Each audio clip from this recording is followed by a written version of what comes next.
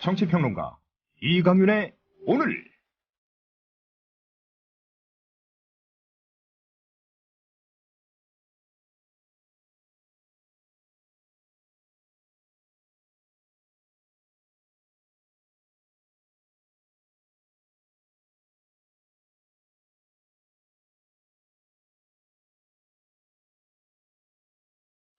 안녕하십니까, 이강윤입니다. 5월 1일 목요일 시작합니다. 분노와 슬픔 그리고 처참함 속에서 맞는 5월은 더 이상 계절의 여왕이 아닙니다. 200여 어린 영령이 눈 빤히 뜨고 지켜보고 있는 앞에서 벌인 가짜 유족 섭외 소동은 고인들을 또 한 번 욕보인 폐륜입니다. 대통령 자신이 눈 뜬 소경이니까 그런 폐륜이나 모의하는 간신배들을 분간하지 못하는 겁니다. 동종 교배는 멸종의 지름길이라고 생물학자들은 말합니다. 광고 듣고 오겠습니다. 몸에 좋은 흑마늘을 조합원들께 소개합니다. 대한민국 국민의 건강과 맛있고 영양 많은 식탁 문화를 만드는 자연 먹거리 마을의 대웅산 흑마늘. 방부제, 소금, 설탕도 가미하지 않은 100% 천연 발효식품. 흑마늘 가공 신지식 농업인장 강기표가 만든 대웅산 흑마늘. 조합원들께는 20% 할인해드리며 수익금의 10%는 미디어 협동조합에 기부를 합니다. 문의는 055-863-2321. 검색창에 자연 먹거리 마을을 검색하세요.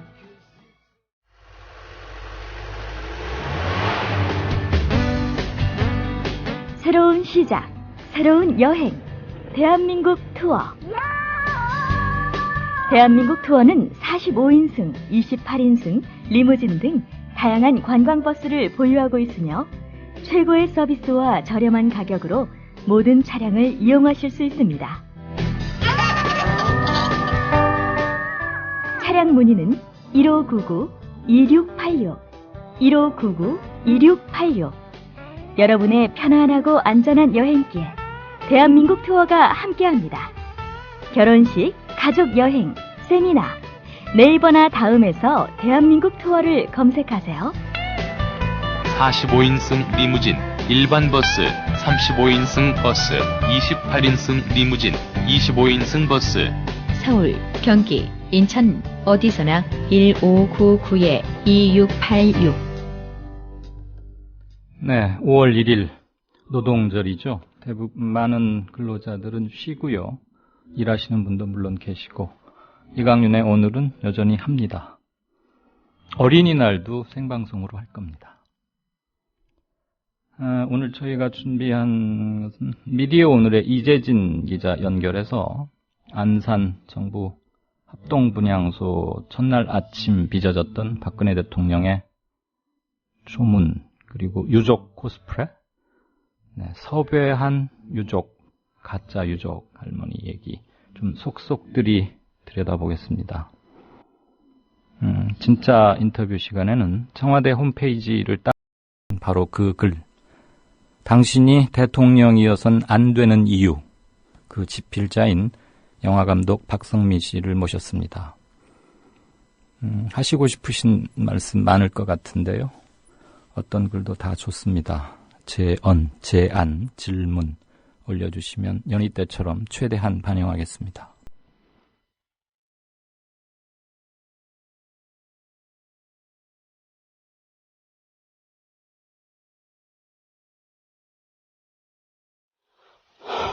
수많은 그랬더라면이 가슴을 미어지게 합니다.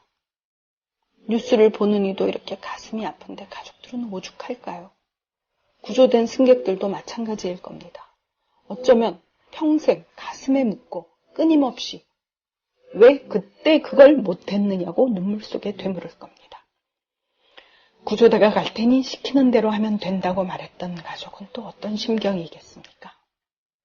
저라도 그 상황이면 그렇게 말했을 겁니다. 그들에게는 시키는 대로 따를 수 있는 이들이 없었습니다. 그건 그들의 잘못도 아니고 말한 가족의 잘못도 아닌데도 그 가족은 내내 자기가 한 말을 곱씹으며 살지도 모릅니다. 선한 의지를 믿었다는 이유로 자책해야 하는 사회라니 얼마나 미개합니까?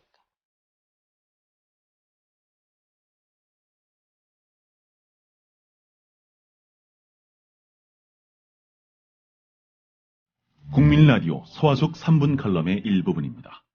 미디어 협동조합 전 임직원은 세월호 참사 피해자와 그 가족에게 깊은 위로를 전합니다.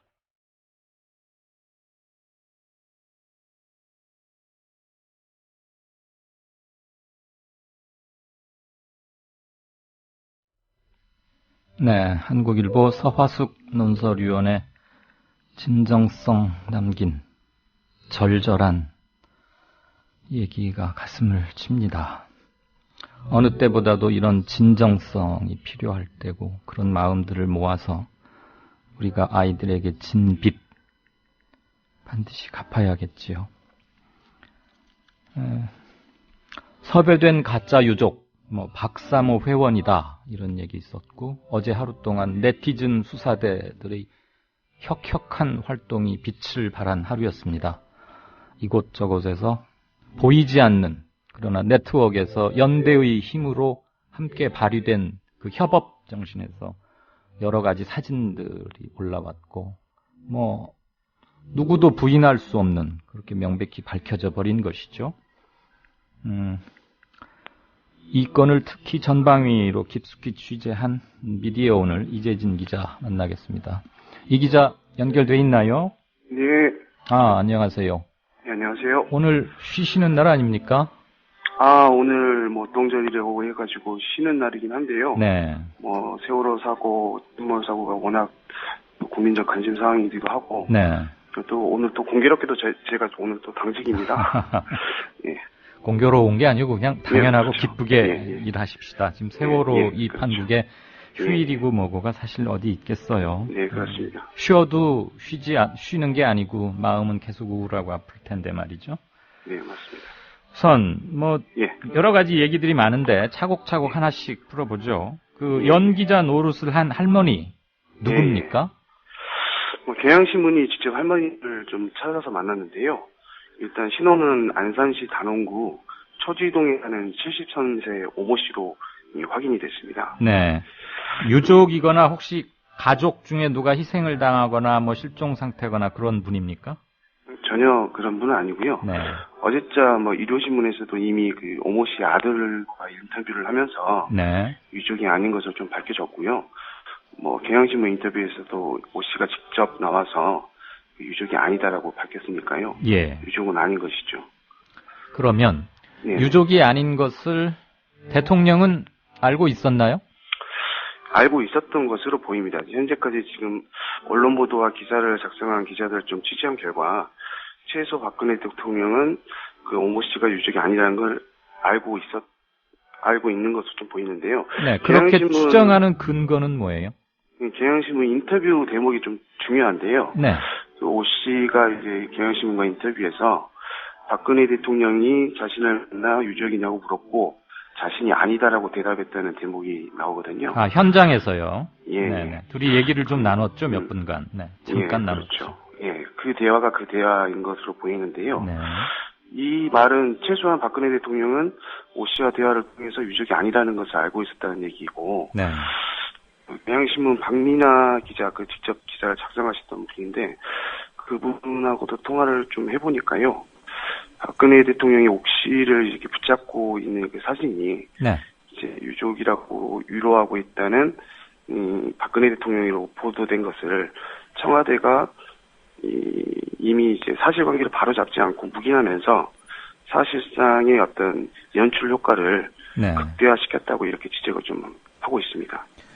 그러면 네. 이것을 이렇게 이 섭외를 세팅한 사람은 분명히 있을 거 아니에요? 청와대 직원 누군가가? 예, 그러면 것으로 보이는데. 근데 그것을 사전에 대통령에게 보고하기까지는 뭐 했겠지만 살짝 귀뜸이라도 하지 않았다 이 말이지요?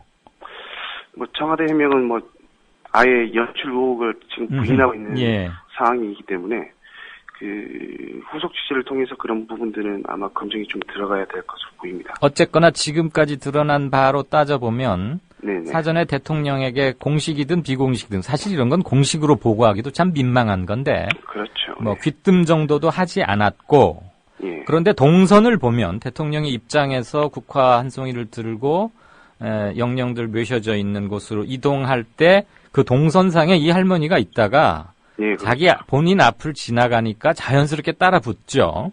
예, 한두 그렇죠. 걸음 뒤에서 이렇게 쭉 오고 나중에 어떤 장례 지도사라는 그 남자가 검은색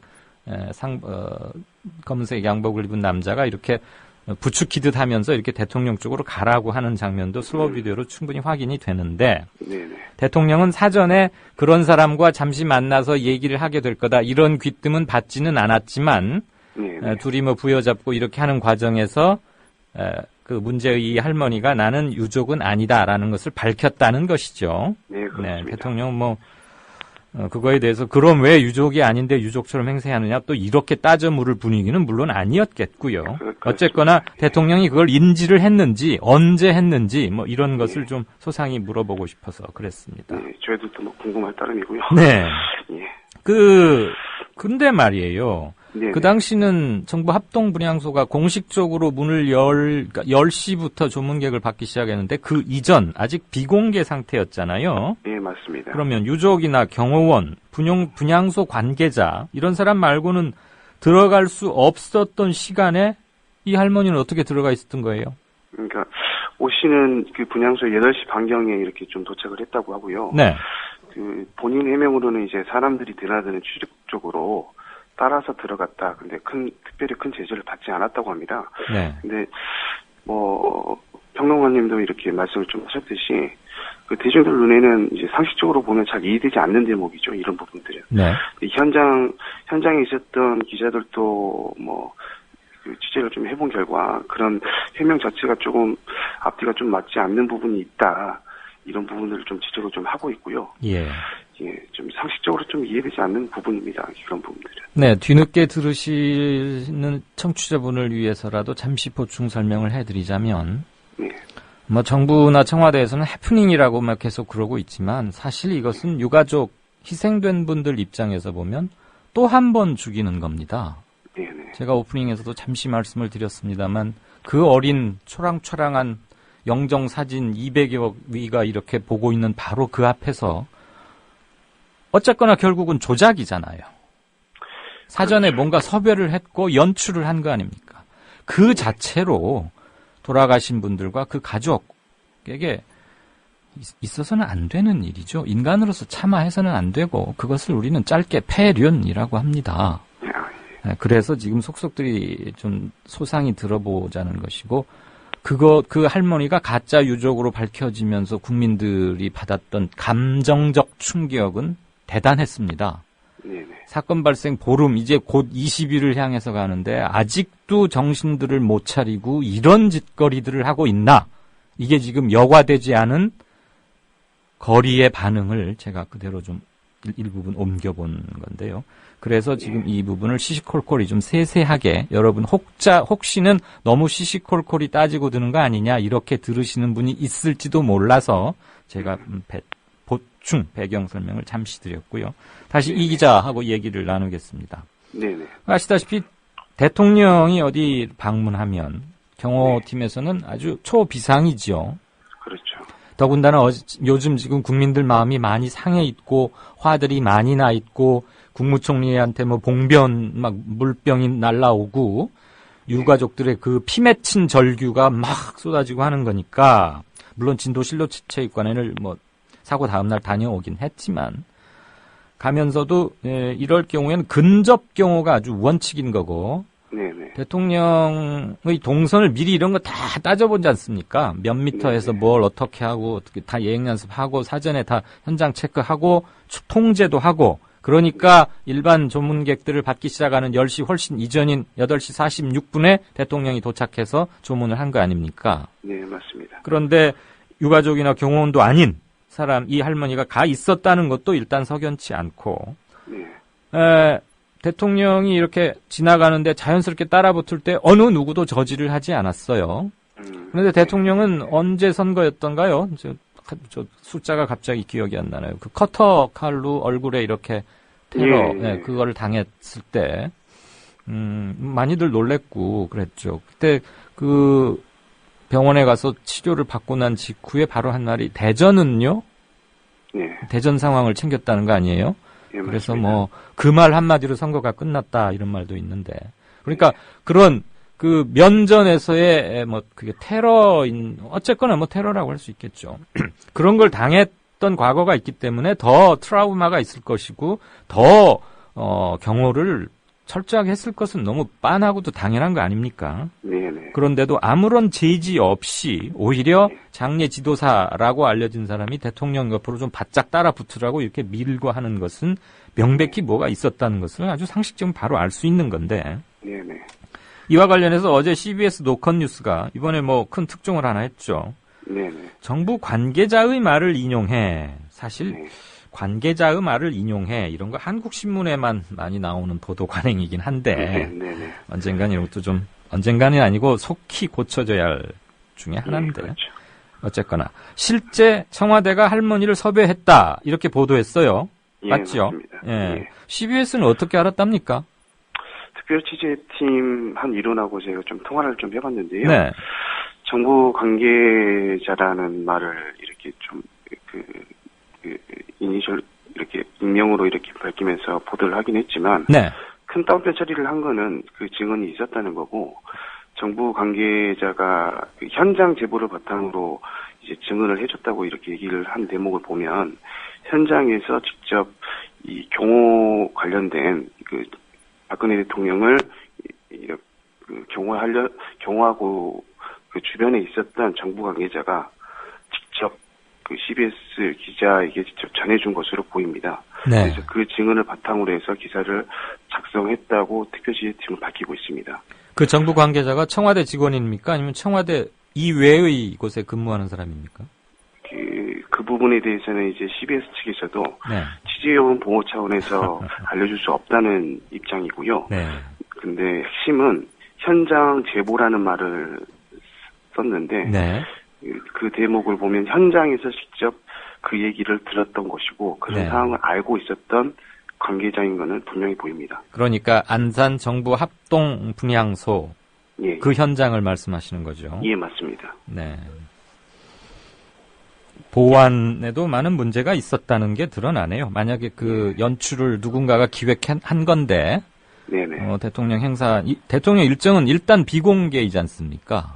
예, 그러니까 뭐 대통령이 올 거라고 유족들도 다 생각을 아직 못 하고 있었음이 현장 상황을 보면 우리가 방증으로 알 수 있는데 네네. 네, 어쨌거나 그 정부 관계자가 누군지 이 사람 또 혼나는 거 아닌가 모르겠어요. 그러니까 그 CBS 보도가 이제 비록 관계자라는 말을 인용한 것은 좀 저널리즘 원칙상으로 보면 네. 옳은 것은 아닙니다. 근데 지금 이번 이 의혹과 같이 이제 정부 비판적인 어떤 민감한 내용의 그 내부 고발과 같은 성격의 증언에 대해서는 네. 취재원 보호를 위해서 불가피하게 쓸 수 있는 그런 여지도 좀 있는데요. 네. 여기에 대해서 이제 그 할머니하고 이제 청와대 측이 이제 강하게 문제를 제기할 경우에 예. CBS 측이 어떻게 좀 대응할지도 좀 주목되는 그렇죠. 내용입니다. 네. 예, 예. 근데 뭐 지금 이것을 또 만약에 청와대에서 문제 삼는다면 네. 누가 이런 걸 언론에 슬쩍 흘렸느냐, 만약에 이런 걸 또 내부 색출하거나 조사하고 한다는 게 알려지면 네네. 우선 그 자세가 말이 안 되는 거고요. 네, 그렇죠. 또 한 번 지탄을 받을 수밖에 없겠지요. 네네. 이재진 기자, 우리 이강윤의 오늘은 특히나 우리 청취자분들과 아주 긴밀한 소통한다는 거 잘 아시지요? 네네. 네, 제가 방송 중에 무슨 말씀 드리면 이렇게 바로 찾아서 띄워주시고 관련 사진도 올려주시고 하는데 네네. 혹시 이것도 챙겨보셨는지는 모르겠는데 예. 갑자기 질문 드리는 겁니다만 방금 한 2분 됐네요. 5시 47분에 풀리포도라는 닉네임을 쓰시는 분께서 네네. 이번 유가족 코스프레를 외신에서는 어떻게 다루고 있는지 굉장히 궁금합니다. 이렇게 쓰셨는데 혹시 외신 들어오기 전에 체크해 본 거 있어요? 외신은 아직 체크를 그 관련된 그 특정 이번 연출 의혹에 대해서는 체크를 하지 못했는데요. 네. 뭐 지금 현재까지 어느 외신이 우리나라 언론을 박근혜 대통령의 애완견이라고 이렇게 표현할 정도로 우리나라 언론에 대한 이 불신이 이제 땅에 떨어졌다는 거는 지금 분명한 사실이고요. 이 부분들은 이번 연출 의혹 관련해서는 다시 한번 좀 그 외신을 체크해서 그건 역시 좀 보도를 좀 해야 하지 않을까 좀 하고 있습니다. 예. 뭐 갑자기 드린 질문이기도 하고. 예. 제가 국제부에도 잠깐 근무를 했었는데 네. 그때 이제 뭐 아무래도 외신 기자들을 좀 알게 되고 그러잖아요. 예. 일단 한국 관련 뉴스는 빅뉴스나 스트레이트 뉴스감이 아니면 해당 국가, 해당 자기 소속된 그 외신의 지면이나 전파를 할애받기가 그렇게 크지 않아서 이것은 우리 국민들의 정서상에는 엄청나게 큰 일이고 아직도 정신을 못 차리고 있는 대표적인 사례지만 외신에서는 요것만 별도 꼭지로 다루기는 조금 힘들었을 수도 있겠다라는 생각은 들긴 듭니다. 근데 이제 세월호 사건이 워낙 크니까 전체적인 파장을 다루다가 기사에 한두 줄 넣을 수는 있겠지만 요것만 별도 아이템으로 할 외신이 있을까 하는 생각은 뭐 드는데 이재진 기자는 미디어 전문 기자니까 방송 마치고 한번 좀 꼼꼼히 챙겨봐 주시죠. 네, 알겠습니다. 다시 얘기로 돌아가서 요번 사건과 관련해서 그 할머니와 청와대는 어젯밤에 CBS 보도를 부인했고 청와대는 할머니의 선의를 왜곡하는 거다. 뭐 이렇게 말했잖아요. 예. 이게 말이 됩니까? 지금 그 CBS 쪽에서는 그 정부 관계 말을 직접 인용을 했기 때문에 이 부분에 대해서는 만약에 청와대 측이 문제를 제기하면 사실관계를 두고 다툴 수밖에 없는 사안입니다. 그렇죠. 그래서 그 보도에 대한 진실 여부가 다시 한번 또 화제에 오르면서 연출 의혹이 다시금 이렇게 확산될 수 있는 여지도 많다고 저는 생각을 좀 합니다.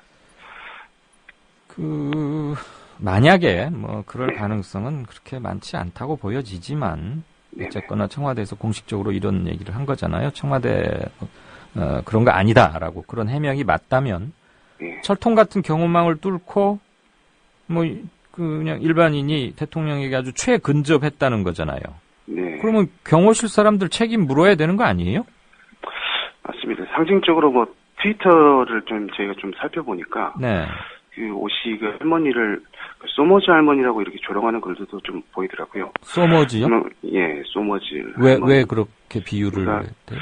경호, 이 대통령 경호라는 것은 이제 근접할 수 없을 정도로 일반인들이 철저히 하는 경우로 좀 알려져 있는데 너무 쉽게 접근을 했고 사진까지 찍었다는 그 대목에 대해서 대중들 눈에도 이제 경호 사고로까지 볼 수 있는 상황이 벌어졌는데 대중들 눈에는 그거를 이해할 수 없는 거죠. 그래서 대중들도 이제 소머즈 할머니라는 얘기를 좀 하고 있는 이런 부분들도 좀 보이고요. 소머즈가 그 옛날에 했던 무슨 TV 외화 시리즈의 그렇죠. 그 초능력 그 여자 주인공 아니에요? 예, 맞습니다. 그 원더우먼과 함께 같이 알겠습니다. 그런데 우리 신문들은 유족으로 알려진 또는 유족으로 보이는 뭐 이 표현을 주로 썼지요. 대부분. 연합이 한번 쓰면 또 다들 따라가는 게 관행이긴 한데 유족이 뭐 확실한 것으로 보도했던 언론들 보도 행태 미디어를 정말 행과 관을 꼼꼼히 따지고 미주알 고주알 분석하고 하는 미디어 전문 기자로서는 요번 그 파동 어떻게 평가하고 보세요? 좀 가정이긴 합니다만, 제가 만약에 현장에서 기사를 작성했다고 한다면, 일반인 조문객과 유족이라는 말은 체감상 워낙 큰 차이가 있고, 그렇죠. 국가 원수와 나란히 찍힌 사진인데, 유족이 아닌데도 유족이라고 한다면 파급력이 엄청나기 때문에, 신중을 기했을 것이라고 좀 생각을 좀 합니다. 그래서 정확한 언론 보도의 배경은 지금 아직 파악되지 않았지만, 결국 그 박근혜 유족이라는 대통령이라고 이렇게 보도했던 언론들도 사실이 아닌 것을 대통령의 위로 모습을 극적으로 연출시키는데 좀 한몫을 했다 이렇게 좀 저는 그렇게 좀 분석을 좀 하고 있습니다. 그 저는 뭐 미디어 전문 기자인 이재진 기자에 비하면 택도 없이 부족하지만 현장 기자를 꽤 좀 해본 터수로서 좀 말씀드린다면. 당시 현장에 나가 있던 기자들이 직무 태만 또는 직무 유기를 한 거예요. 대통령하고 그렇게 부여잡고 뭔가 얘기를 했고, 그리고 이제 대통령 곧바로 좀 있다가 떠났잖아요. 네네. 그러면 당연히 그 할머니를 찾아서 네. 어느 가족, 뭐 이번에 가족 중에 누가 희생이 됐느냐, 대통령하고는 무슨 얘기를 나누셨느냐, 네. 그 물어야 되는 거 아닙니까? 네, 맞습니다. 그럼 기자들이 그 할머니한테 접근하는 건 마저 누가 제지하지는 않았을 거 아니에요. 네, 그리고 맞습니다. 대통령이 현장을 떠나자마자 이 할머니가 말 그대로 소모즈처럼 어디 뭐 후루룩 증발해버린 건 아닐 거 아니에요. 네, 그날 대통령이 와서 분향소에 머무르는 동안 모든 사람들의 이목, 시선은 당연히 대통령에게 집중이 되어 있었던 건 맞잖아요. 네, 지금 맞습니다. 대통령이 일을 잘 하고 있느냐 못하고 있느냐를 떠나서 말이죠. 네, 그런데 모든 사람이 보고 있는 가운데 그 할머니와 아주 유독 뭐라고 해야죠. 아주 긴밀하게 접촉하면서 애도와 위로를 곡진히 표하고 그 할머니도 사실 오버액션이 좀 있었잖아요. 막 허리를 깊숙이 숙여서 2번이나 절을 하고 몇 마디 오갔으면 당연히 기자들은 따라 붙어서 예. 이 물어야 되는데 아무도 확인을 안 했다는 거 아닙니까? 예. 그 연합뉴스가 이제 그 사진 설명에 유족으로 보이는 이라는 표현을 좀 썼는데요. 네. 만약에 기자가 그렇게 기사를 써 오더라도 데스킹 입장에서는 유족으로 보인이라는 표현 자체가 기사상 요건으로 보면 네. 불명확한 것이기 때문에 그렇습니다. 어떻게 보면 이제 데스크 차원에서도 기자에게 한 번 더 파악을 해봐라. 네. 이런 지시가 충분히 오고 갈 수 있는 여지도 있다고 생각을 하는데 네. 오히려 연합뉴스 쪽에서는 유족으로 보이는이라는 표현을 썼기 때문에 이런 의혹에서 이제 자유로울 수 있다고 생각할지 모르지만 그건 말장난이죠. 예, 말장 그런 것으로 보입니다. 이 책임 문제는 상당히 좀 커 보이는데 네. 언론들의 이 문제가 좀 이 문제를 오히려 논란을 더 확산시키면서 누리꾼들에게 이렇게 자정되는 이런 과정을 좀 거쳤다고 좀 생각 좀 하고 있고요. 네. 예. 네, 이 기자 말씀에 충분히 많은 사람이 동의할 수 있을 것 같습니다. 결국 네. 언론들은 연합통신의 그 사진 캡션의 첫 문장 때문에 당연히 유족으로 생각하고 다 받았었고, 네. 그래서 청와대의 이미지 정치, 또 결국 결과적으로 봉사한 꼴이 돼버렸는데, 네. 어제 이강윤의 오늘 끝을 맺으려 할 즈음에 이제 CBS 측에서 공식으로 밝힌 문안을 입수를 해서 청취자분들께 낭독하다시피 전해드렸어요. 네, 그거를 들었던 KBS의 시사 프로그램을 만들고 있는 모 PD라고만 말씀드리겠습니다. 저에게 개인적으로 견해를 준 거니까요. 네. 저하고 그 언론사 입사는 같은데 지금은 이제 CP를 하고 있지만 네. 모 PD가 그러더라고요, 저한테. 신문에서는 또는 통신에서는, 즉 우리가 흔히 볼펜 기자라고 하는 글을 쓰는 활자 매체의 기자들은 그렇게 훈련을 하느냐, 유족으로 보이는 이라고 방송에서 만약에 나레이션을 하거나 작가나 기자가 그렇게 대본을 쓰면 바로 그냥 그 원고지나 요즘은 이제 파일로 보내지만 집어 던져버린답니다.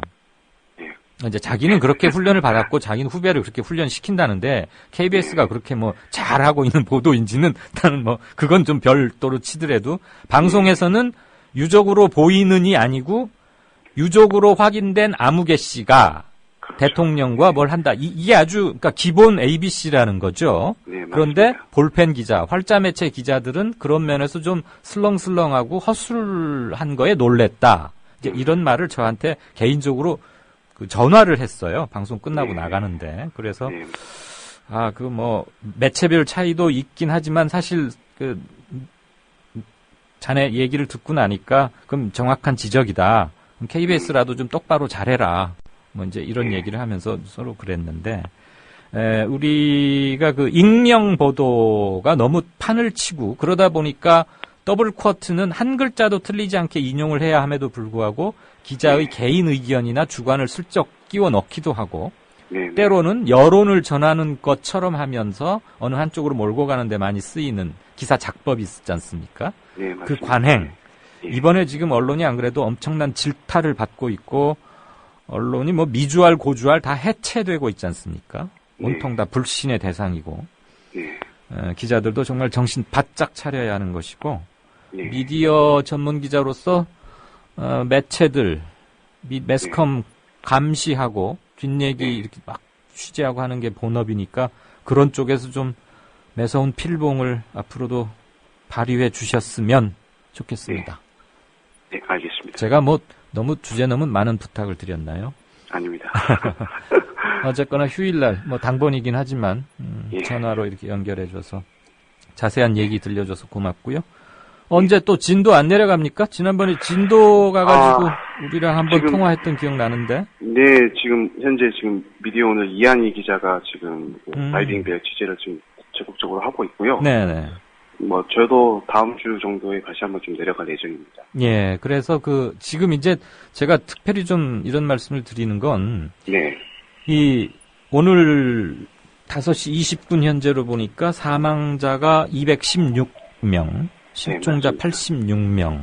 어제 오늘 꽤 이제 수습되는 시신이 좀 많이 나오고 있는데, 그럼 진도를 떠나시는 분들이 계속 늘어날 거 아니에요? 맞습니다. 시신을 수습하고 나면 누구든 아주 당연한 게 그 진도나 바닷가가 너무 지긋지긋하고 이가 갈릴 거예요. 네. 그렇지 않겠어요? 그러니까 빨리 내 자식 또는 뭐 일반 승객 그 가족 뭐 아버지일 수도 있고 아무튼 빨리 거기를 떠나서 집으로 가고 싶어 하는 것은 너무나 당연한 본능이란 말입니다. 네. 그런데 이렇게 한때는 막 300여 명 이렇게 북적북적 하다가 그 실종자만 이제 80명 수준으로 떨어지면 아직도 못 찾고 있는 분들의 그 심리적 압박감과 애탐, 탈지는 아주 도를 더할 거란 말이죠.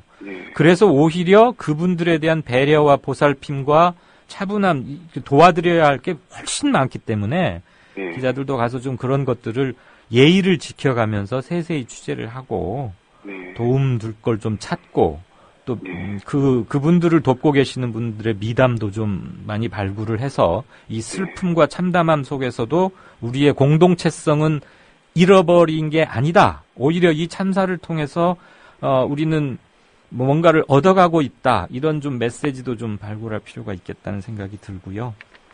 예, 모처럼 통화가 돼서 언론 선배로서 좀 부탁을 드렸습니다. 네, 다음에 진도에 가면 다시 전화 연결하기로 하고요. 오늘 긴 시간 고맙습니다. 네, 지금까지 미디어 오늘 이재진 기자와 함께 유족 코스프레, 가짜 유족 할머니 사건 안과 박, 이모저모를 좀 따져봤습니다. 제가 갑자기 언론 선배로서 좀 부탁한 게 많았는데요. 오늘 코너 수가 그렇게 많지 않기 때문에 조금 인터뷰 시간을 늘렸습니다. 양해 부탁드립니다.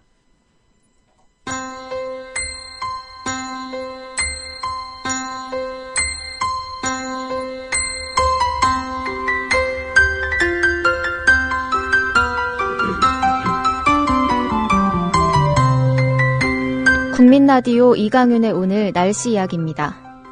오늘도 진도 해역의 날씨는 맑은 가운데 바람은 최대 초속 8m로 불고 파고는 0.5m로 비교적 잔잔합니다. 내일도 진도 해역은 맑은 날씨가 이어지겠고 주말부터는 사리 기간이 끝나면서 유속이 점차 느려지겠습니다. 그 밖에 대부분의 지방은 오늘 맑은 날씨가 이어지고 있습니다. 한낮 기온 서울 23도, 광주 24도, 대구 25도 등 어제보다 2도에서 5도가량 높습니다. 다만 저녁에는 기온이 10도 안팎으로 내려가기 때문에 일교차가 크겠습니다. 건강관리에 유의하시기 바랍니다. 내일은 오후 한때 서울 경기와 영서 지방에 비가 조금 내리겠습니다.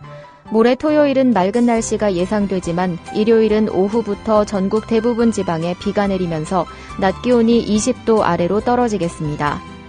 다음 주 어린이날인 월요일과 석가탄신일인 화요일은 구름만 조금 지나는 가운데 대체로 맑은 날씨가 예상됩니다.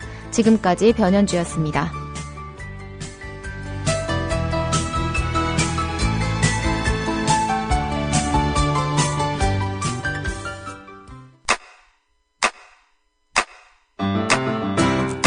국민라디오 지지하는 4가지 방법 아시나요?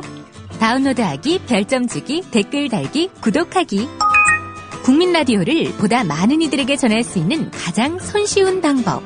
다운로드하기, 별점 주기, 댓글 달기, 구독하기. 잊지 마세요. 다운로드하기, 별점 주기, 댓글 달기, 구독하기. 시청자 여러분 안녕하십니까? 미디어 협동조합 국민TV가 만우절인 4월 1일 오늘 거짓말처럼 30명도 채 안 되는 취재 제작 인력으로 거짓말처럼 매일 1시간짜리 생방송 뉴스를 만드는 TV방송을 시작합니다. 서울중앙지방검찰청에 중계카메라 나가 있습니다. 박보아 PD. 국민TV 뉴스 유지연입니다. 국민TV 뉴스 김희주입니다. 국민TV 뉴스 김진입니다. 국민TV의 첫 TV 프로그램은 밤 9시 당신의 진실한 메신저 뉴스K가 있습니다. 뉴스K, 국민이 세운 미디어 협동조합이 만듭니다. 네, 6시 5분 34초 들어갑니다. 미리 보는 뉴스K, 황준호 팀장 연결하겠습니다. 황 팀장. 예, 안녕하십니까. 안녕하세요. 예. 오늘 톱 뉴스는 뭔가요? 오늘은 저희가 이종인 알파 잠수기술 공사의 다이빙벨 네. 결국 철수하고 본인이 실패라고 얘기를 했습니다. 네, 그랬죠. 네. 예. 그래서 그 점에 대해서 언론 보도도 굉장히 많이 엇갈리고 있고 예. 그래서 저희도 저희 나름대로 취재한 부분들을 네. 가지고 이종인 대표가 실패라고 한 부분은 그렇습니다. 기대에 시신을 수습한다거나 어떤 수색도 못했다. 그 부분에 대해서 네. 실패라고 인정을 했습니다. 그렇지만 그 부분은 본인 말대로 그냥 액면 그대로 받아들이면 될 것 같고요. 예. 그렇지만 그 다이빙벨의 성능, 그동안 했던 다른 방법보다 가장 오래 수중 안에 있었고, 네. 그런 것들은 좀 그 부분은 객관적인 팩트니까. 그리고 오늘 새벽에도 선체에 들어갔다 나오고 예. 그랬던 부분은 또 좀 그걸 구분해서 봐야 되겠다. 예. 저희는 그렇게 생각을 하고 있습니다. 어쨌거나 다이빙벨의 이 대표가 자진해서 철수한 건 맞죠? 그렇습니다. 그 과정에서 언딘이나 해경 측으로부터 이제 성과도 없고 하니 그만 철수하시오. 예. 이래서 나온 건 아니란 그렇습니다. 얘기죠. 자진해서 철수했습니다. 네, 그리고 본인이 이러이러한 성과 내지 못한 부분도 아주 그냥 솔직히 딱 밝히고요. 예. 네, 이전의 구조팀, 특히 언딘의 그동안의 자세나 태도와는 사뭇 달라 보입니다. 그렇습니다. 어쨌든 그래서 그렇게 스스로 인정한 부분과 네. 그리고 또 그렇지만 객관적으로 드러났던 다이빙벨의 성과 이거를 처음부터 어쨌든 같이 수색에 같이 동참시켜서 했더라면 어떨까? 라는 부분도 오늘 객관적으로 몇 가지 드러난 게 있어서 그런 것들을 좀 냉정하게 좀 봐야 될 것 같습니다. 네, 균형 있게 볼 필요가 있겠죠. 구분해서. 그런 부분이 있고요. 네, 또 그리고 인천지검에서 이제 수사가 인천지검에서 있고 목포에서도 합동수사본부가 가동되고 있는데 오늘은 선박 고박 그러니까 화물 고박 문제, 화물을 거기다 묶어놓고 그러는 문제에 대해서 좀 더 구체적인 팩트가 드러났고 그런 것 때문에 갈등이 있어서 직원들이 퇴사한 직원도 있다는 사실이 있습니다. 그래서 그런 문제 그거는 침몰 원인에 관한 부분이겠죠. 그 부분에 대해서 짚어볼 예정입니다. 항해사는 짐을 이거 너무 많이 실른다, 위험하다. 그랬대는데 청해진 본사의 물류팀장이라는 사람이 괜찮다, 그냥 계속 실어라. 이래갖고 지금 물류팀장이 불려가서 조사받고 체포됐다면서요? 그렇습니다. 어제 그 부분은 이제 목포 합수부에서 나온 얘기인데요. 네. 그런 부분도 분명히 있었던 것 같습니다. 예. 지금 저희는 어제 그저께인가요? 안산 분향소에서의 유족 코스프레 할머니 얘기를 조금 소상히 들어봤는데, 뉴스K에서 오늘 그 관련 속보나 따로 취재하신 건 없나요? 예, 오늘 유족들 거의 200명 정도가 목포 팽목항에서 라이브로 보신 분들도 계시지만 시위를 했습니다. 네.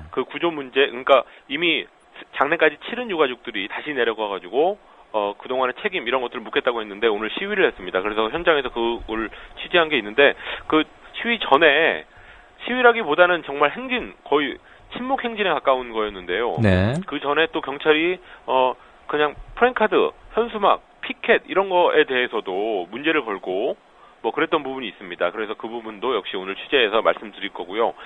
그 다음에 또 어제는 해경이 본인들의 잘못을 인정하고 그런 초기 수색 작업에서 자기들이 잘못한 부분이 있다 이런 걸 인정하고 냉정하게 평가받겠다, 수사를 통해서 평가받겠다 이런 얘기를 했고 또 해군 쪽에서는 해경이 통제를 했다라고 했는데 오늘은 또 국방부 대변인이 말을 바꿔서 별 문제가 없었다 이런 식으로 얘기를 했습니다. 네. 그래서 사실 그 진상이 어떤 건지에 대해서 저희도 한번 짚어볼 예정입니다. 정말 그 대목은 궁금하기보다는 정부가 지금 제대로 돌아가고 있는가. 예. 일테면 국회의원 진성준 의원에게 보낸 자료에서는 명백히 해경과의 마찰을 피하기 위해서 안 했다고 했다가 예. 대변인도 그걸 확인을 했고 그런데 장관은 또 그렇지 않다고 하니까 장관 발언 이후에 다시 또 대변인의 말이 바뀌고 지금 그렇습니다. 이런 시간적 순서잖아요. 예, 그러니까 이 조직적으로는 군과 해경이 약간의 갈등이 있을 수 있는데 문제는 그 위에서 그걸 조정했었어야 되는데 네. 그런 것도 조정 못하고 서로 약간 갈등하는 것처럼 보여지다가 또 다시 정리하는, 진화하는 이런 쪽으로 나가는 거 이런 부분 결국 다 컨트롤 타워의 문제가 아닌가 싶습니다. 결국 근본적으로 지금 상황 인식이 바뀐 건 없는 게 아닌가. 예. 이런 문제를 계속 우리가 제기할 수밖에 없게끔 상황을 만들고 있군요. 그렇습니다. 예. 네. 또 이 외에 또 소식 준비한 게 있으신가요? 오늘은 일단 세월호 특보 체제인데요. 오늘 네. 또 새정치민주연합에서 국민연금법 기초연금법을 가지고 어떻게 할 건가 오늘 굉장히 길어지고 있습니다, 논의가. 네. 그래서 지도부에서는 지금 새누리당과의 타협안, 절충안 이거를 좀 통과시키려고 하는 것 같고요. 예. 그렇지만 반대하는 의원들이 많다 보니까 물론 과반은 안 되지만 어쨌든 강하게 반대하는 의원들이 있고 명분이 또 그쪽에 가 있으니까 예. 굉장히 논의가 오래되는 것 같은데 지금 저희 현장에 가 있는 PD 얘기로는 지도부가 그 국회의장이 직권상정을 해서 절충안, 새누리당이 사실 새누리당의 안이라고 할 수 있는데요. 예. 새누리당의 안과 새정치민주연합이 가지고 있던 원래 당론 이 두 가지를 직권상정해서 표결로 처리하자 이런 안을 내가지고 그걸 오늘 저녁 때 또 의원총회에서 얘기를 할 거라고 합니다. 근데 그게 말은 그 두 안을 놓고 표결 처리하자는 건데 결과는 뻔합니다. 새누리당에 워낙 머릿수가 많기 때문에 예. 그 절충안대로 가는 결과적으로 그렇게 되는 건데 그렇죠. 그거를 가지고 마치 약간 무슨 타협안을 당론을 지키는 것처럼 네. 새정치민주연합이 당론을 지키는 것처럼 우리 당론과 절충안 두 개를 놓고 본회의에서 의장 직권상정하도록 하자라고 하는 거는 좀 이상하다. 호도하는 거군요. 그렇습니다. 네. 예, 그런 점이 분명히 있어가지고 이 예. 부분에 대해서 정치평론가들 또 그 복지문제 전문가들로부터 좀 얘기를 들어봤습니다. 알겠습니다. 세월호 때문에 지금 다른 뉴스들은 묻히고 있지만 그 점은 굉장히 앞으로 미칠 파장이 크기 때문에. 예, 새정치민주연합에서는 선거 전에 그걸 통과시켜야 되고, 그래도 7월부터 노인들한테 연금이 지급될 수 있도록, 기초연금이 지급될 수 있도록 하는 현실적인 상인의 현실 감각이 필요하다라고 하는데, 네. 그게 과연 상인의 현실 감각인지, 는 조금 의문입니다. 알겠습니다. 좀 더 자세한 건 이따 뉴스로 듣겠습니다. 예, 고맙습니다. 네. 지금까지 뉴스K의 황준호 뉴스팀장이었습니다. 동아일보 해직 언론인의 모임인 동아자유언론 수호투쟁위원회 김종철 위원장. 그는 국민TV 스튜디오 입구에 붙은 글귀를 감격 어린 눈으로 지켜봅니다. 그것은 자신들이 1974년 10월 24일 편집국 입구에 게시한 동아투의 결의문 사본이었습니다. 저기 스튜디오에 사진을 걸어놓은 거 보니까 저희 113명이 해직 당할 때 그것이 부당하다고 항의하시다가 자진 사퇴하신 송건호 선생님, 중앙정보부에서 받은 고문 때문에 파킨슨씨 병으로 몇 해 전에 돌아가셨고, 왜 국민TV는 40년 전 동아투의 결의문을 입구에 붙였을까요? 그 투쟁 정신을 이어받아 공정 언론을 건설하겠다는 의지 때문입니다. 이것이 어디 미디어 협동조합 몇몇 임직원만의 숙제이겠습니까? 죽은 언론인의 사회에 역사를 살아가는 모든 시민에게 던져진 사명일 것입니다. 미디어 협동조합의 조합원이 되주십시오. 국민.tv에 접속하시면 됩니다. 2014년 4월 1일은 한국 언론사의 역사적인 날이 되리라고 생각합니다. 동아투의 사람들 뒤에서 여러분이 원하는 모든 일을 힘껏 도와드리길 약속드립니다.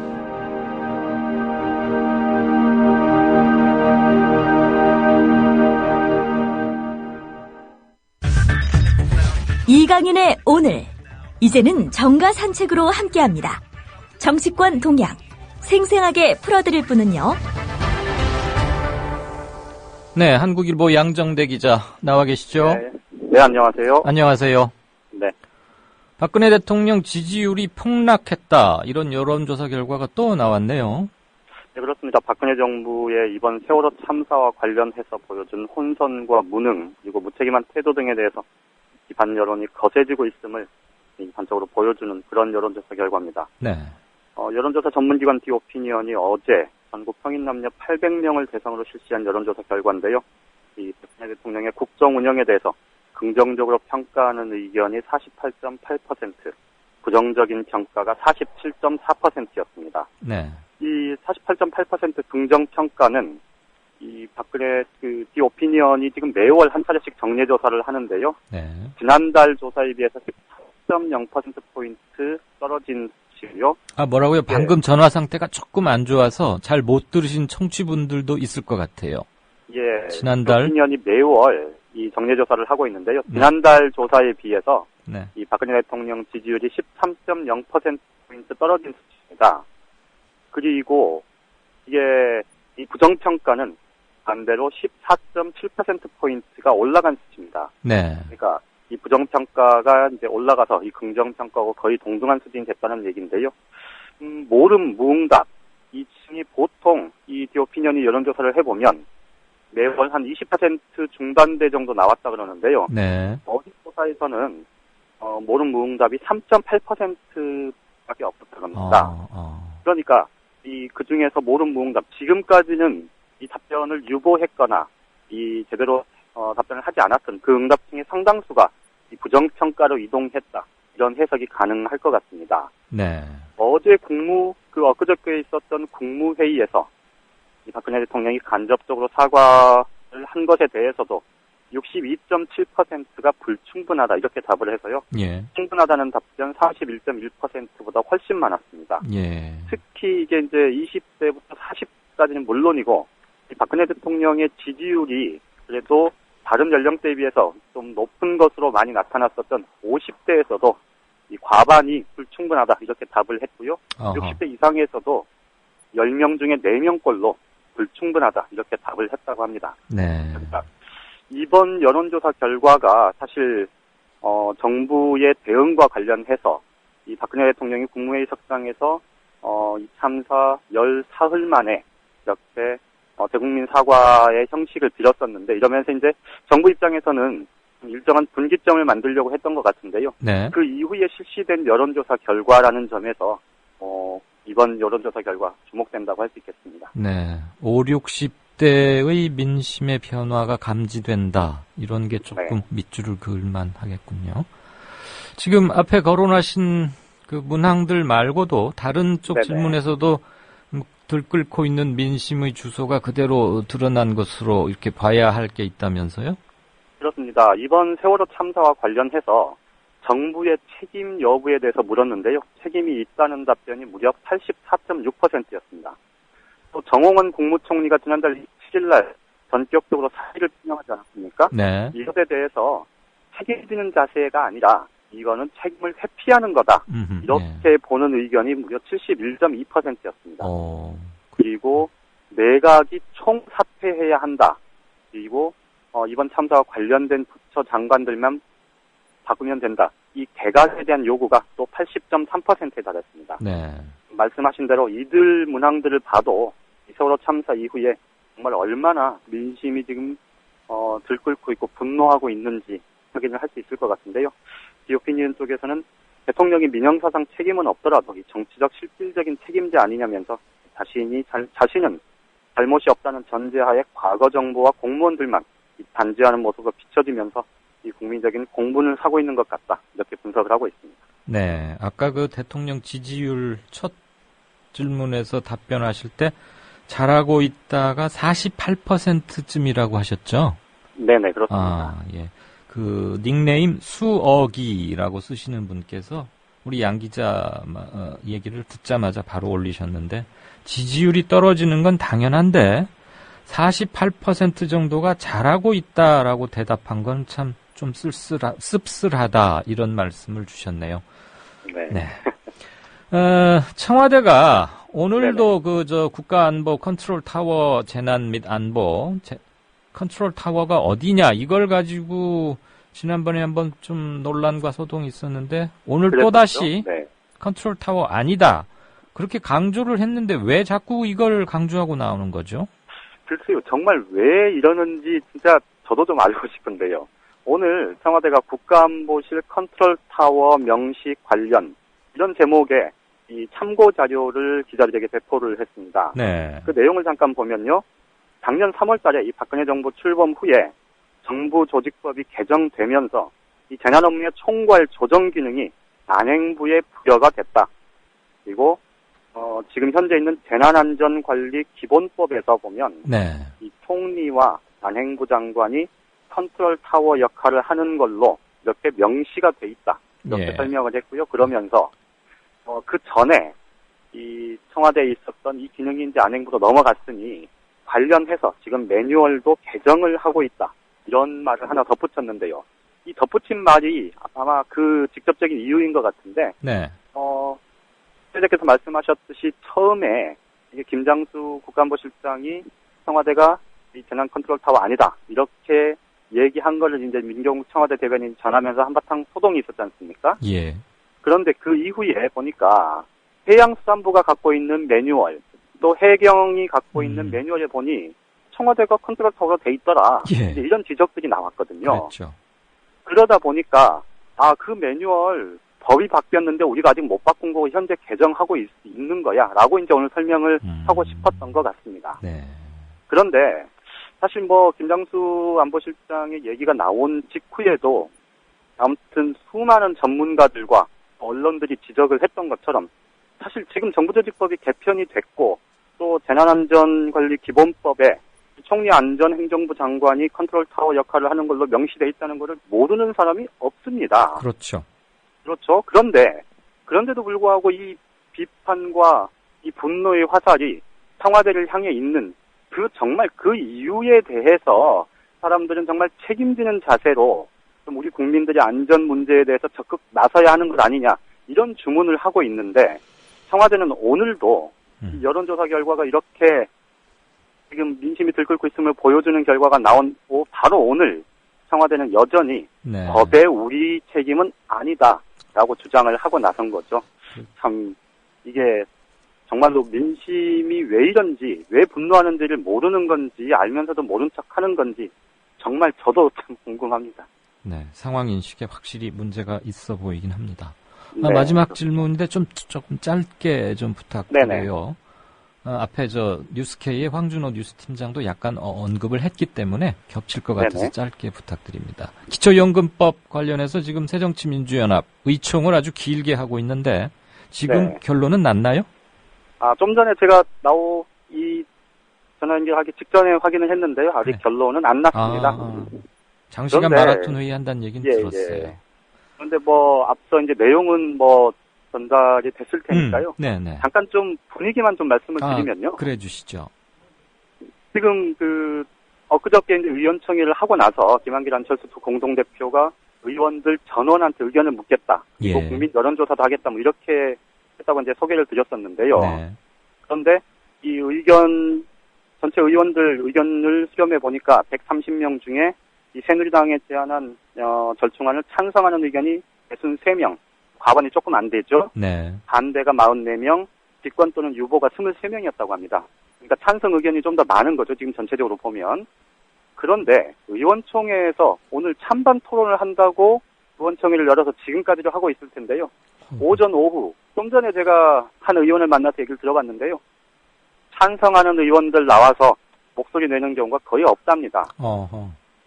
이게, 그러니까 비공개로 설문조사를 하면 의견을 물어보면 나는 개정안에 새누리당 절충안에 찬성해 이렇게 답을 하지만 예. 대놓고 나 찬성한다 이렇게 얘기를 못하고 있다는 거죠. 그렇죠. 왜 그럴까요? 이게 참 이게 이런 일이 한두 번도 아닌데 기록에 정말, 남아서 자기 투표 행위 알려지고 표 떨어질까봐 욕 먹을까봐 그러는 거 아니겠어요?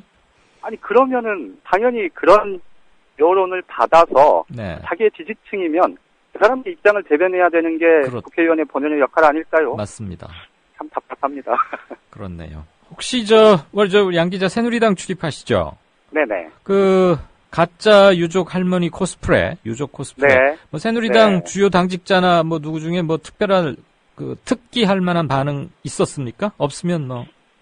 네, 뭐 그거에 대해서 네. 뭐 특별히 얘기하는 사람은 없습니다. 아. 아마 얘기하기 뻘쭘하겠죠, 다들. 네. 어쨌거나 뭐 하긴 할 말이 별로 없긴 하겠죠. 없겠죠. 이쪽 저쪽 눈치 보느라고.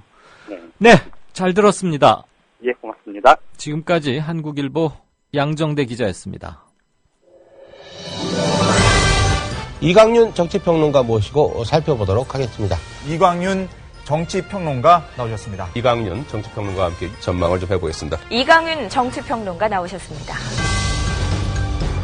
기자 출신 정치평론가 이강윤의 오늘. 발등이 가려운데 구두 위를 긁는 일은 적어도 없도록 하겠습니다. 길 잃은 대한민국의 나침반이 되겠습니다. 이강윤의 오늘 5시 반 저녁길 시사 프로그램 이강윤의 오늘. 정치평론가 이광윤이 함께하는 국민라디오 이광윤의 오늘.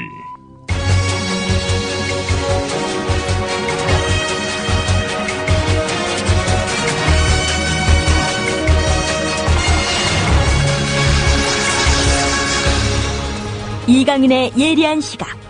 이제는 뉴스의 행과 간을 짚어냅니다. 네, 6시 26분 막 됐습니다. 제가 제 행과 간 코너를 6시 한 35분 정도까지는 맞춰야 하는데요. 9분 정도 남았고, 한 2건 정도에다가 그 전에 게시판을 좀 몇 개 보고서 여러분과 소통 또 말씀 전하고 하겠습니다. 뭐, 아까 제가 이재진 기자하고 말할 때 좀, 제 얘기를 많이 드렸더니 저도 좀 길다 싶었는데 여전히 매섭게 바로 지적들 해주셨습니다. 고맙습니다. 앞으로 인터뷰의 얘기를 훨씬 좀 많이 듣도록 각별히 유념하겠습니다. 좀 최근에 언론에 대한 비판이 많아서 언론 전문지 기자이기 때문에 대신 전달한다 뭐 이런 그 청취자들의 뜻도 좀 반영한다고 한 거였는데 좀 길었군요. 역시 뭐든 과유불급 넘치면 좋지 않습니다. 참고하겠고요. 오늘 뭐 아는필 기자가 이제 근무 시스템 때문에 따로 코너를 만들지 못했는데 대신 우리 청취자 여러분들께서 뉴스성 또는 주요하게 놓치지 말아야 할 것들을 이렇게 참 올려주셔서 감사합니다. 어제 아마 밤 뉴스를 통해서 다들 많은 분들이 보셨으리라고 보지만 광주에서 이제 대규모 시위가 열렸죠. 야간에 세월호 관련해서 정부의 무능과 우리의 처참함을 규탄하고 반성하고. 근데 횃불 시위였어요. 촛불 시위가 아니고 횃불. 뭔가 좀 시각적 느낌도 다르고 우선 시위 규모도 굉장했고요. 그만큼 지금을 비상한 국면으로 보고 있다. 그리고 성난 민심을 응축적으로 상징적으로 보여준 게 어제 광주 시민들의 그 거대한 횃불의 무리가 아니었나 그런 생각도 들고요.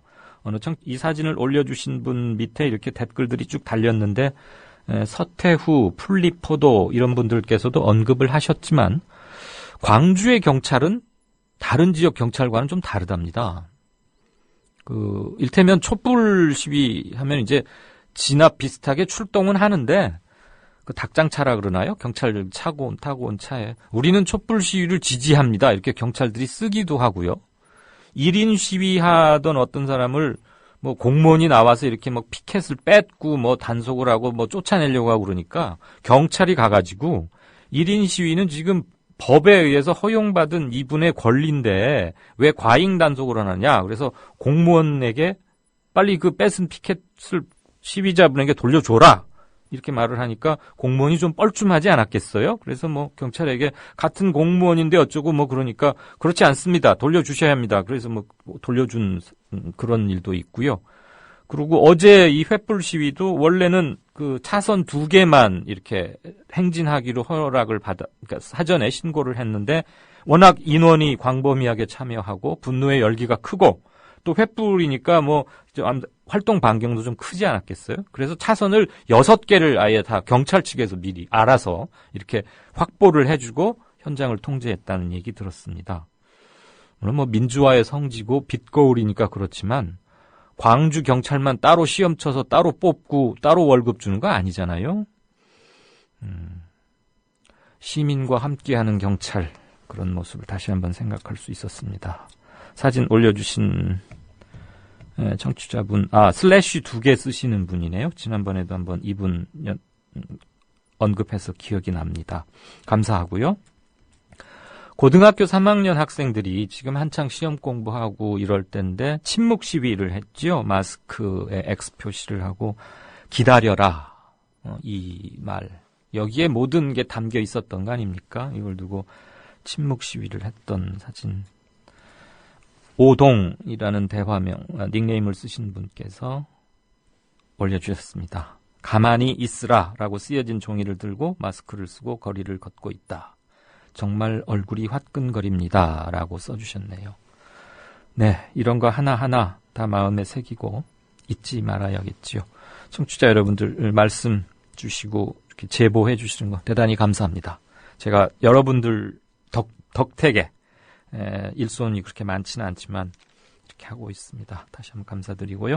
오늘 첫 번째 행가관은 이 지금 세월호 참사 이후로 기강이 빠져 있고 공무원들이 제 역할을 못 하고 있고 계속 복장 터지는 일들만 뻥뻥 터져서 이제는 슬픔과 규탄을 넘어서 공황 상태에 이르르고 도대체 이 대한민국을 어떻게 해야 한단 말이냐, 이것들 모든 시민들이 이제 걱정하고 있는 마당인데, 최근 군에서 어마어마한 사건이 날 뻔할 만큼 구멍이 뻥 뚫려 있다는 거, 세월호하고 직접 관련은 없지만 하도 간담을 서늘케 한 사고여서 이것을 첫 번째 행간으로 다루고자 합니다.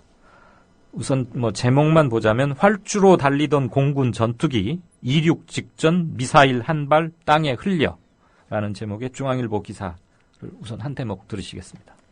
세월호 침몰로 사회 전반에 걸쳐 공공안전에 대한 우려가 확산되는 가운데 군에서 각종 사고가 잇따르고 있다. 지난달 29일 오전엔 17전투 비행단 훈련 과정에서 팬텀 전투기에 부착된 열추정 미사일이 분리돼 떨어지는 사고가 발생했다. 전투기는 이륙을 위해 활주로에서 속도를 높이던 중이었다. 미사일은 땅에 부딪힌 충격으로 일부 파손됐지만 폭발하지는 않았다.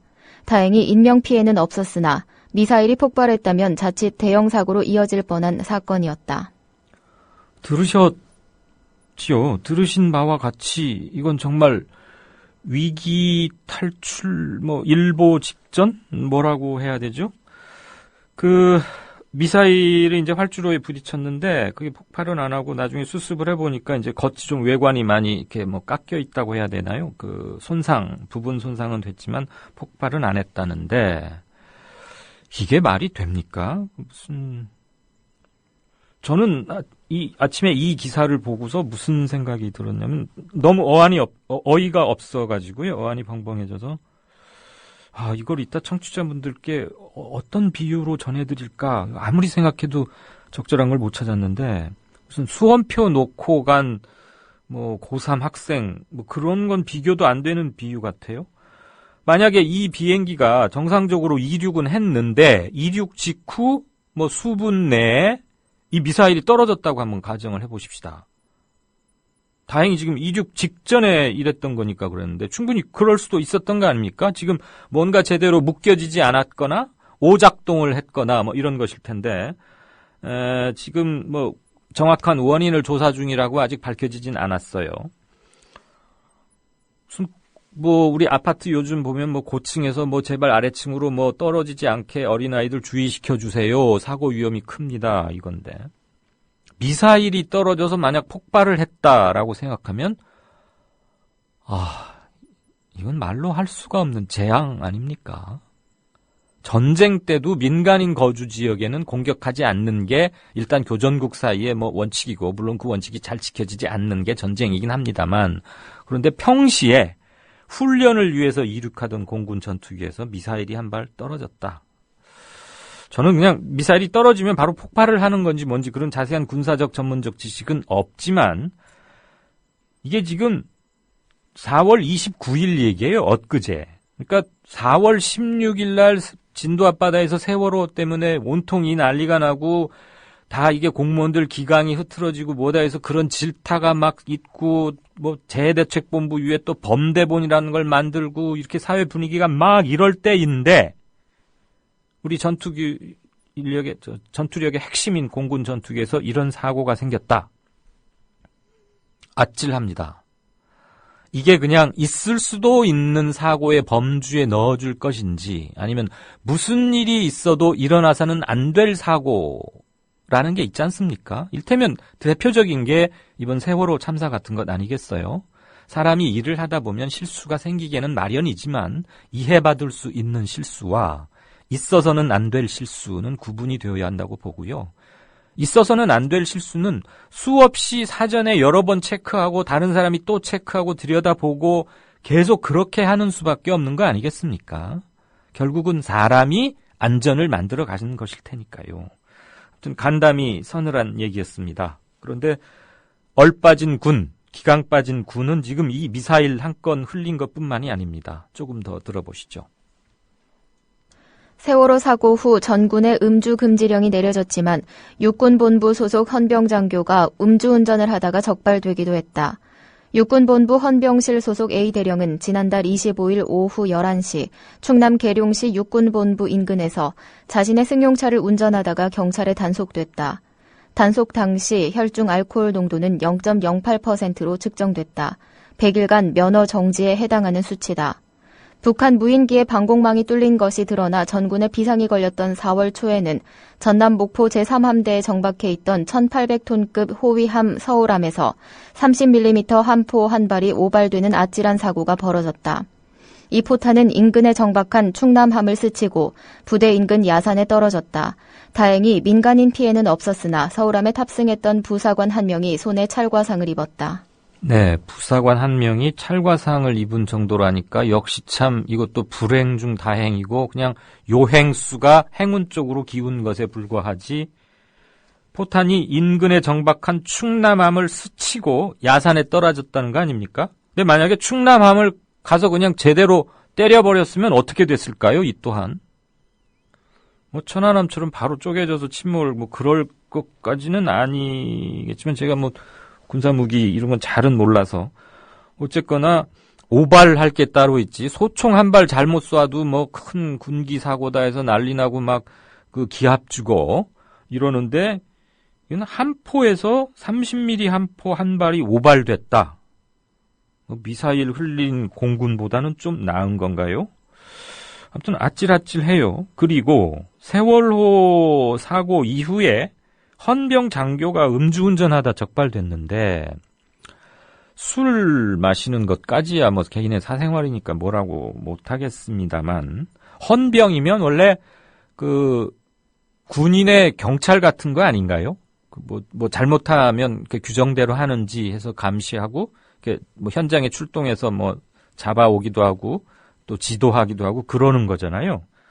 근데 이 헌병이 뭐 오후 11시에 이제 운전하다가 경찰에 단속됐다는 건데 뭐 근무 시간부터 마셨는지 퇴근 후에 마셨는지는 모르겠지만 어쨌거나 요즘 그 휴대전화에 얼마나 많은 대리운전 그 문자 메시지가 옵니까? 그리고 대리운전들이 하도 많아서 이분들 굉장히 사시는 것도 힘들고 그러니까 사람이 많아지다 보니까 그 요금도 내려가서 정말 그 아주 착취적인 대표적인 뭐 이런 얘기를 들은 기억이 나는데 군인들 뭐 잘못했나 지켜야 할 사람이 음주운전을 했다. 그런데 뭐 알코올 뭐 지수가 수치가 뭐 100일 면허 정지라고 그래요. 그러니까 꽤 취해서 뭐 음주운전하다가 남을 치워서 다치게 할 수 있다. 이런 기본적인 얘기는 빼고요. 세월호 때문에 비상 아닌 비상이 걸려 있는데 헌병이 이랬다는 것도 참 어리 빠져 있고 그럼 그 헌병 하나만 그랬겠느냐? 그 조직 자체가 좀 느슨해져 있으니까 이런 짓이 벌어지는 것 같고 오발 사고, 포탄 이거 정말 아찔했습니다. 어쨌거나 이거는 뭐 두말할 필요 없이 이런 군기 사고가 잦아지는 것은 기강해이겠죠. 그 북한 측으로부터의 위협 또는 뭐 연평도에 포격 훈련하겠다, 뭐 NLL로 넘어오면 뭐 즉각 응사해라 이렇게 막 이런 것들은 도드라지게 청와대나 뭐 국방부 이런 데서 막 강조해서 말하면서 실제 국방부가 지금 내부 단속은 전혀 못하고 있다. 그러니까 이런 어처구니 없는 군기가 터지는 거 아니냐. 그래서 국방부는 북한의 이런 것들을 민심을 위무하거나 또는 조작하거나 이런 의심받을 짓도 하지 말아야 되는 거죠. 말 그대로 국방, 그냥 나라만 지키면 돼요. 돈을 얼마나 많이 갖다 쓰고 있습니까? 오늘 오후에 또 우리 무인기 송골매호인가? 그거 한 대 어디 추락했다 그러죠? 물론 비행기가 부품이 고장나면 또 그럴 수 있어요. 어쨌거나 그런 거에 대해서 잘 대처를 하는 평소에 시스템을 만드는 게 중요한데, 이 얼빠진 군인, 중앙일보는 구멍 뚫린 군 기강 이렇게 했는데 저는 그냥 얼빠졌다고 바꿔 말하고 싶습니다. 너무 깜짝 놀랬고 안 되겠다 하는 생각이 듭니다. 나라가 이럴수록 정신들을 바짝 차려야 할 사람들, 군, 특히 관료 이런 사람들인데요. 네, 오늘 뉴스 행간은 여기서 마쳐야 할 것 같습니다. 10년 전인 2004년 7월 당시 한나라당 대표 박근혜 의원 교섭단체 대표 연설에서 우리는 이번 김선일 씨 사건을 통해 정부의 외교안보 시스템이 얼마나 부실한지 참담한 심정으로 확인했습니다. 자국민이 실종된 지 20일이 지나도록 정부는 상황조차 파악하지 못했습니다. 김 씨의 주검이 발견된 시각에 대통령은 외교부에서 희망이 보인다는 보고를 받고 있었습니다. 국가가 가장 기본적인 임무인 국민의 생명과 안전을 보호하지도 못하는 것을 보면서 국민들은 정부의 무능과 무책임에 분노하며 국가에 대한 근본적인 회의를 갖게 되었습니다. 김선일 씨 한 사람의 비극에도 분노하던 박근혜 의원. 대통령이 돼서 나라밖도 아닌 국내에서 300명의 인망이 실종되거나 주검으로 발견되자 처음에는 헌신적으로 근무하는 공무원들까지 불신하게 만드는 자리 보존을 위해 눈치만 보는 공무원들은 이 정부에서는 반드시 퇴출시킬 것입니다. 그리고 지금 SNS와 인터넷을 통해 온갖 유언 비어와 루머가 많습니다. 마치 아무 일도 안 하는 것처럼 이런 거짓말과 유언 비어의 진원지를 끝까지 추적해서 그들의 행동에 대해 책임을 지도록 해야 할 것입니다. 그러다가 욕을 바가지로 먹자 이런 사고로 많은 고귀한 생명을 잃게 되어 국민 여러분께 죄송스럽고 마음이 무겁습니다.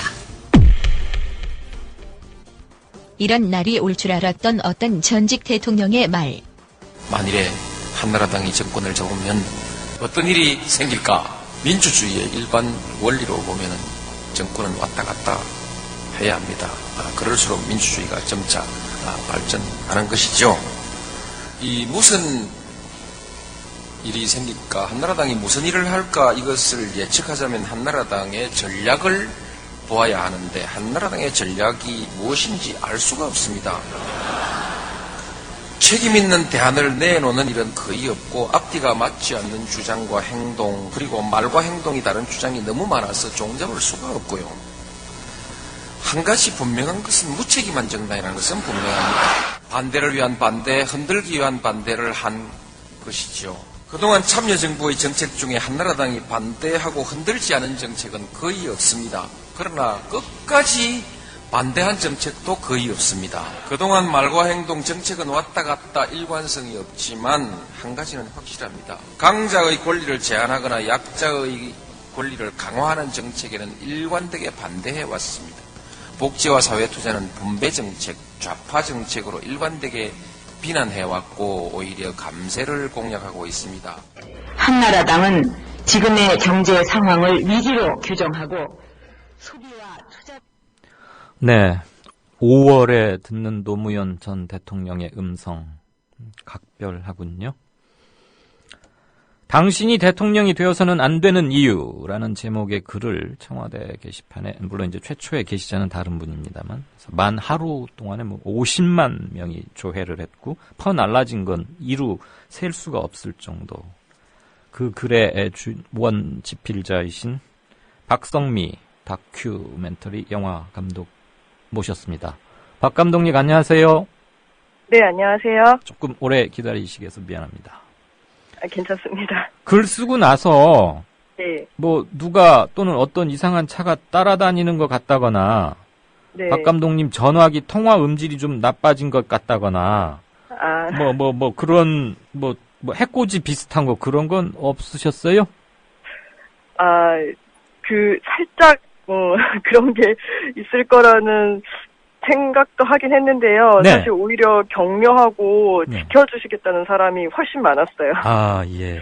네. 보이지 않는 수많은 자발적 경원들을 얻으신 거군요. 네. 글 잘 읽었습니다. 아주 야무지게 제대로 정확히 적중이라고 하나요? 관역의 정중안을 딱 겨냥하고 탈탈 털어서 그냥 뼈만 간추린 글 참 잘 읽었습니다. 박 감독님이 쓰신 글을 최초의 청와대 게시판에 옮긴 사람은 시민은 정송은 씨인데요. 최초 게시자. 이분과는 원래 아시는 사이였어요? 아니요, 모르는 사이였어요. 전혀요? 예. 그러면 정송은 씨가 청와대 홈페이지에 게시하기 전에 박 감독께 내가 당신의 글을 잘 읽었는데 청와대 게시하고 싶다. 뭐 이런 사전 연락이나 귀뜸 같은 것도 없었어요? 네, 없었습니다. 그랬군요. 그냥 그분이 글이 좋아서 자발적으로 올리신 거군요. 예, 그런 거 같아요. 제 생각에는 이제 일단 답답하니까 대통령 보라고 급하게 올리신 것 같아요. 예, 최초의 언론에는 그래서 이제 그 글의 집필자가 정송은 씨라고 다 보도가 됐었거든요. 네네. 그러다가 이분이 이제 자진 삭제한 것으로 알려져 있죠. 그래서 네네. 사람들이 왜 글이 없어졌지 뭐 이렇게 의혹이 커지니까 우리 박 감독께서 다시 원 집필자인 내가 다시 올리면서 댓글까지 함께 이렇게 쭉 올리신 거고요. 예. 혹시 저하고 인터뷰 시작하기 전에 청와대 홈페이지 한번 가보셨어요? 지금 박 감독이 다시 직접 올린 이후로 조회수는 얼마나 되던가요? 그거는 아직 확인을 못했어요. 근데 꽤 많은 걸로 알고 있어요. 예. 예, 근데 그 링크가 좀 수정됐다는 얘기도 있어서 다시 확인을 해야 되겠지만 링크가 예전에 다시 이제 링크된 그 링크들이 좀 깨지게끔 해놨다는 얘기도 있고 그러네요, 트위터에. 그걸 누르면은 원래 넘어가야 되는데 못 가게 해놨다 이거예요? 예. 만약에 정말 청와대 측에서 그렇게 한 거라면 한심하고 치졸하다 못해 이젠 더 이상 절망할 것도 없는데.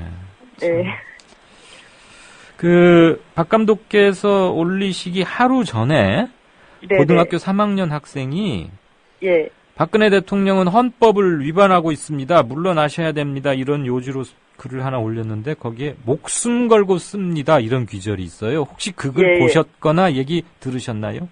네, 그럼요. 여러 번 봤습니다. 너무 대단한. 예. 근데 고3생이 목숨을 걸고 쓴다. 저는 이 부분을 참 여러 번 되뇌었는데 박 감독께서는 그 귀절을 보고 어떤 느낌을 가지셨는지요? 참 사람들이 두려움을 많이 갖고 있었구나. 그러니까 사실 저도 이제 청와대에 올린다고 다시 이제 제가 실명 인증하고 올리겠다고 하니까 사람들이 이제 걱정을 많이 했거든요. 근데 사람들이 걱정을 해주시는 게 이제 우리가 흔히 아는 그 자기검열. 그러니까 사실 실제로 위협하는 세력은 없는데 굉장히 많이 두려워하시더라고요, 사람들이. 그렇죠. 근데 이제 목숨 걸고 쓴다는 그게 이제 아무래도 청와대 홈페이지가 실명 인증을 하게 돼 있고요. 만약에 이 글이 뭐 위협이 된다 그러면은 이 글쓴이를 찾아서 청와대니까 국가니까 이제 주민등록번호도 다 추적해서 뭐 어떻게 할 수도 있잖아요. 그런 모든 가능성이 있는 상태에서 정론으로 그렇게 바로 일반 시민이 힘없는 어떤 또 어린 학생이 그렇게 쓰니까 굉장히 용기가 대단했다고, 정말 칭찬해 주고 싶습니다. 고3이면 이른바 박정희 유신 독재나 전두환의 군부 독재를 알 수 없는 나이인데 그 이후에 태어났는데도 공포 정치에 대한 막연한 두려움이나 어떤 사회의 위축된 분위기 이런 거를 막연하게나마 느꼈으니까 그런 귀절을 쓰면서 어떤 심정일까. 참 우리 어른들이 아직도 제대로 뭘 못하고 있구나 이런 생각도 가졌고요. 워낙 예. 파란을 던진 글을 쓰신 감독 필자셨기에 그 부분을 함께 여쭤봤습니다. 말씀하십시오. 아니요. 그러니까 막연하다기보다 실제로 지금 뭐 종북을 잡는다 이런 사건들이 워낙, 그리고 미행하고 추적하고 그런 게 워낙 많이 우리가 뉴스에서 보잖아요. 사실 예. 처벌받고 그런 걸 사실 보기 때문에 어찌 보면은 많이 두려움을 갖게 된 거죠. 너무 막연하다기보다는 사실 그렇게 보여주는 것들이 많았던 것 같아요. 네, 지금 우리 청취자분께서요, 청와대 홈페이지 이 시간 거라마 화면 캡처를 해주신 모양인데요. 예.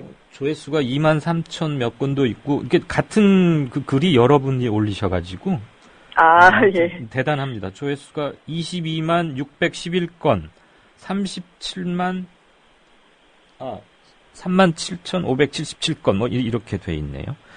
대단하고요. 박 감독께서 글을 쓰신 뒤에 대통령이 뭐 조문, 안산에 가서 조문했고, 국무회의에서 사과했습니다. 어떻게 평가하십니까?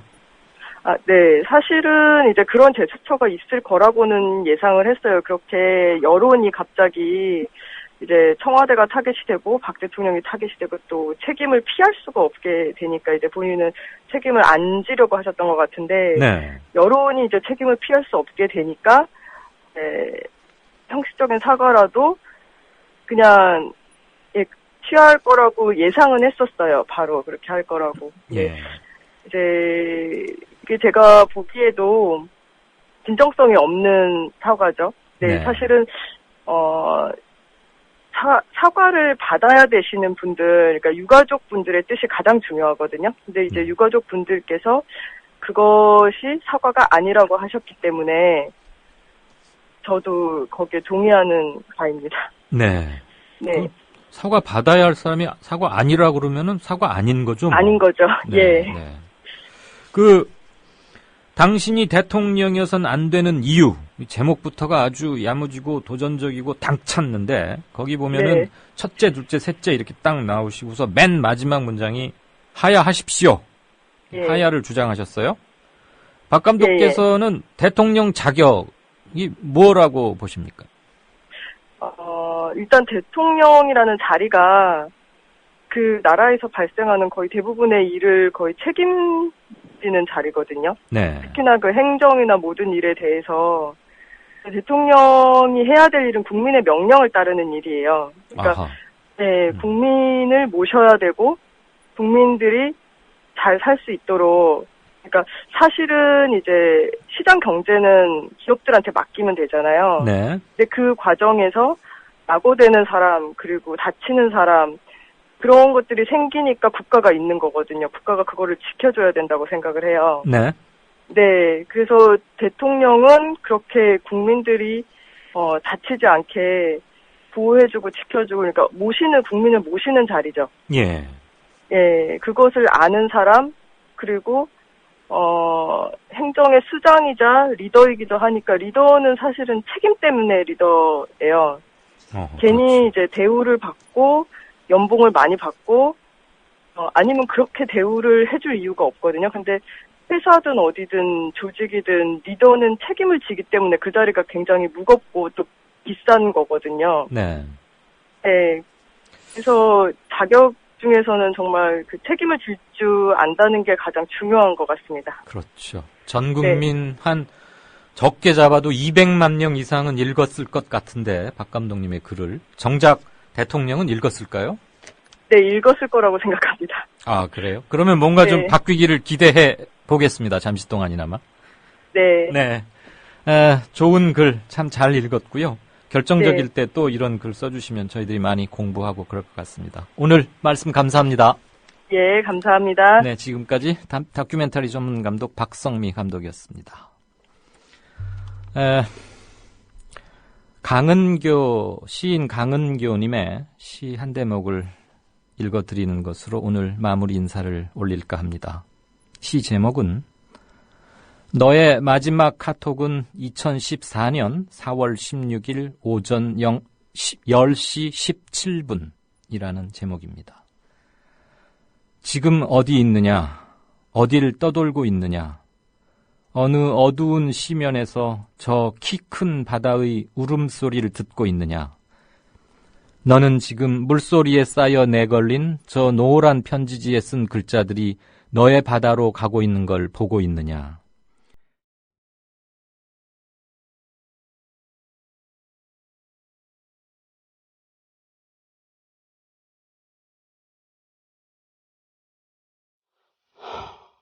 수많은 그랬더라면이 가슴을 미어지게 합니다. 뉴스를 보는 이도 이렇게 가슴이 아픈데 가족들은 오죽할까요? 구조된 승객들도 마찬가지일 겁니다. 어쩌면 평생 가슴에 묻고 끊임없이 왜 그때 그걸 못했느냐고 눈물 속에 되물을 겁니다. 구조대가 갈 테니 시키는 대로 하면 된다고 말했던 가족은 또 어떤 심경이겠습니까? 저라도 그 상황이면 그렇게 말했을 겁니다. 그들에게는 시키는 대로 따를 수 있는 이들이 없었습니다. 그건 그들의 잘못도 아니고 말한 가족의 잘못도 아닌데도 그 가족은 내내 자기가 한 말을 곱씹으며 살지도 모릅니다. 선한 의지를 믿었다는 이유로 자책해야 하는 사회라니 얼마나 미개합니까?